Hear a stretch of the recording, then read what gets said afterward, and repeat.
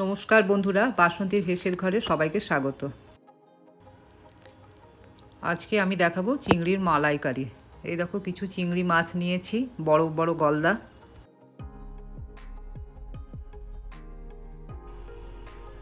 এবার মাছের মধ্যে নুন হলুদ মাখিয়ে মাছটাকে ভাজবো।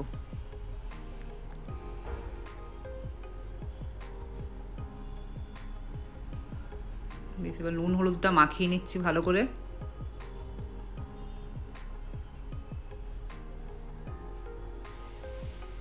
এবার কড়াইয়ে তেল দিয়ে মাছটা এবার দু পিঠটা হালকা করে ভাজবো, বেশি ডিপ ভাজবো না।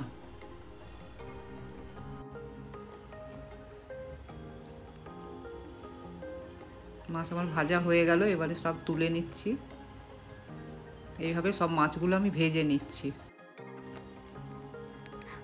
এক বাটি নারকেল কুচি করে নিয়েছিলাম, তাতে পেস্ট করে গরম জল দিয়ে আমি দুধটা বার করছি। এই দেখো ছাঁকনি দিয়ে দুধটা চেপে চেপে আমি বার করছি নারকেল দুধটা।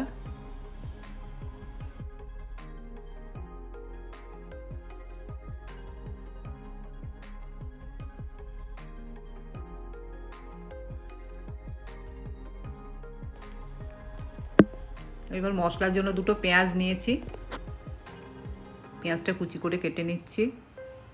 2 ইঞ্চি আদা নিলাম,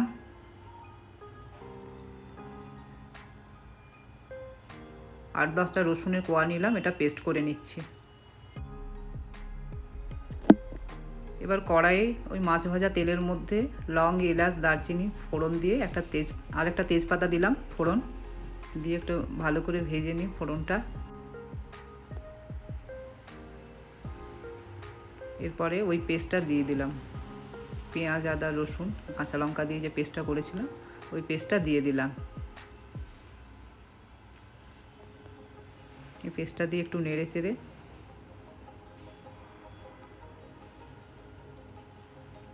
একটু ভালো করে নেড়ে চেড়ে দিলাম পেস্টটা।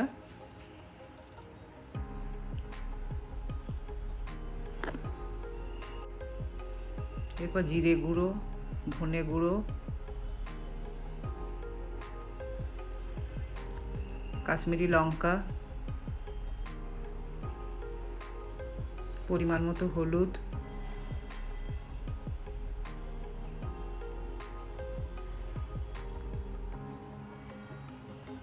দিয়ে ভালো করে মিশিয়ে নিচ্ছি।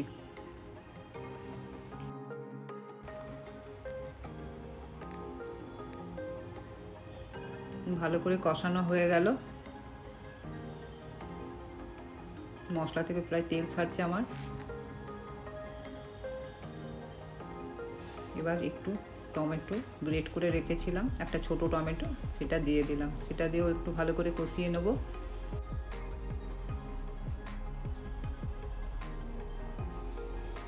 ভালো করে কষানো হয়ে গেছে, একটু চিনি দিলাম।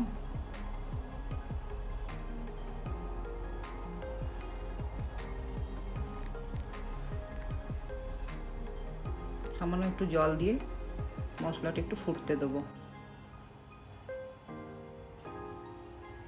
মশলাটা আমার ফুটে এসেছে, 2-1 মিনিট ফুটতে দিলাম। এরপরে নারকেলের দুধটা দিয়ে দিচ্ছি। নারকেলের দুধটা দিয়ে আর বেশি ফোটাবো না, একদম কম আঁচে কিছুক্ষণ রাখবো। এবার ভাজা মাছগুলো দিয়ে দিচ্ছি।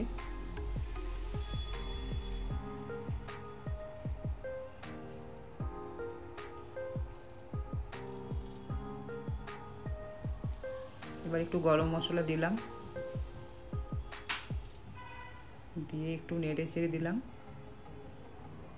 দিয়ে ঢাকা দিয়ে 2-1 মিনিট রাখলাম। এই দেখুন আমার মালাইকারি রেডি হয়ে গেছে।